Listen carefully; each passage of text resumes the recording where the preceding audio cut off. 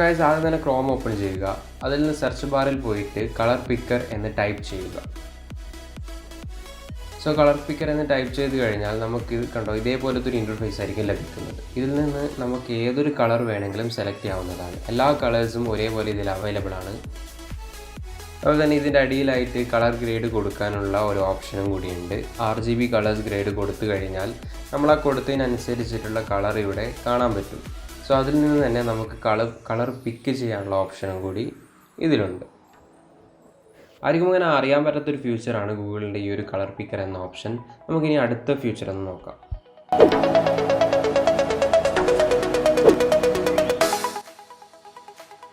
Guys അടുത്ത ഫീച്ചറാണ് breathing exercise. അതിനായി search ബാറിൽ പോയി ബ്രീത്തിങ് എക്സസൈസ് എന്ന് ടൈപ്പ് ചെയ്യുക.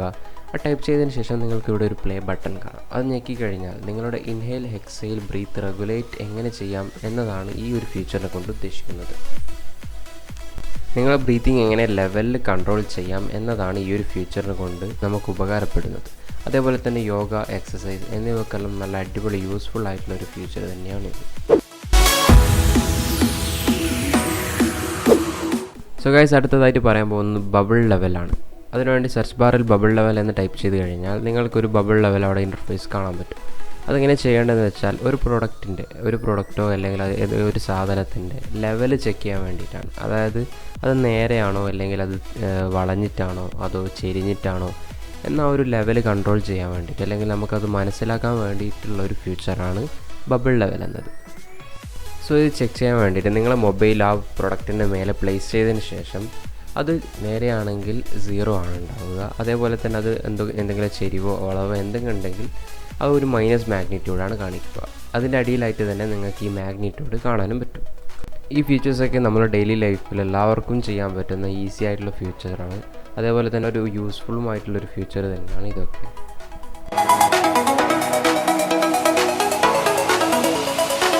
ഗൈസ് അടുത്ത ഫീച്ചറാണ് സ്പിന്നർ എന്ന് പറയുന്നത്. ഇത് കുറച്ച് നമ്പേഴ്സിൽ നിന്ന് നമുക്ക് ഒരു നമ്പർ മാത്രം സെലക്ട് ചെയ്യാൻ യൂസ് ചെയ്യുന്ന ഒരു ഫീച്ചറാണിത്. ഗൈസ് ഇതിൻ്റെ വീൽ സൈസ് പറയുന്നത് 2 മുതൽ 20 വരെയാണ്. അത് നമുക്ക് മാനുവലായിട്ട് ഇവിടെ സെറ്റ് ചെയ്യാവുന്നതേ ഉള്ളൂ. അതേപോലെ തന്നെ പിന്നെ നമ്മളെ ഫിംഗർ യൂസ് ചെയ്തിട്ടാണ് ഇത് റൊട്ടേറ്റ് ചെയ്യേണ്ടത്. ഗൈസ് അതേപോലെ തന്നെയാണ് ഈ ഫിഡ്ജറ്റ് സ്പിന്നറും. ഇത് ഒരു ഫണ്ടിന് വേണ്ടി മാത്രം യൂസ് ചെയ്യുന്ന ഒരു ഫീച്ചറാണ്.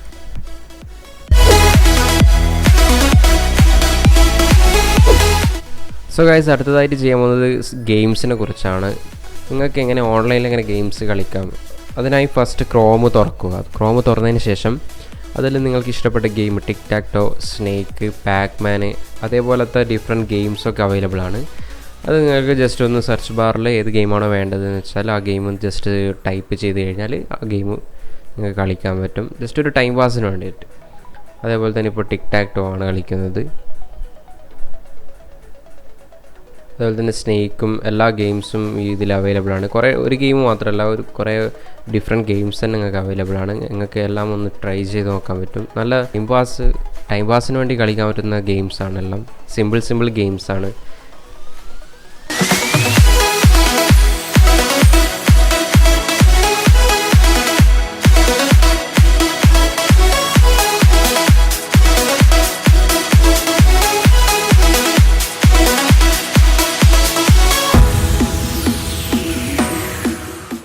ഗൈസ് എല്ലാവരും ഇതൊന്ന് ട്രൈ ചെയ്ത് നോക്കുക. ഗൂഗിളിൻ്റെ വെബിനെ കൊണ്ട് എല്ലാവർക്കും ചെയ്യാൻ പറ്റുന്ന ഒരു കാര്യം മാത്രമാണ്. ഈ വീഡിയോ ഇഷ്ടപ്പെട്ടെങ്കിൽ നിങ്ങൾ ലൈക്ക് ചെയ്യുക, ഷെയർ ചെയ്യുക, അതേപോലെ തന്നെ സബ്സ്ക്രൈബ് ചെയ്യുക. സബ്സ്ക്രൈബ് ചെയ്തതിന് ശേഷം തൊട്ടടുത്തുള്ള ബെല്ലൈക്കൺ ഇനേബിൾ ചെയ്ത് കഴിഞ്ഞാൽ ഞങ്ങളിടുന്ന വീഡിയോസ് നിങ്ങൾക്ക് നോട്ടിഫിക്കേഷനായി ലഭിക്കുന്നതായിരിക്കും. നല്ലൊരു അടിപൊളി കണ്ടന്റുമായി അടുത്ത വീഡിയോയിൽ കാണാം.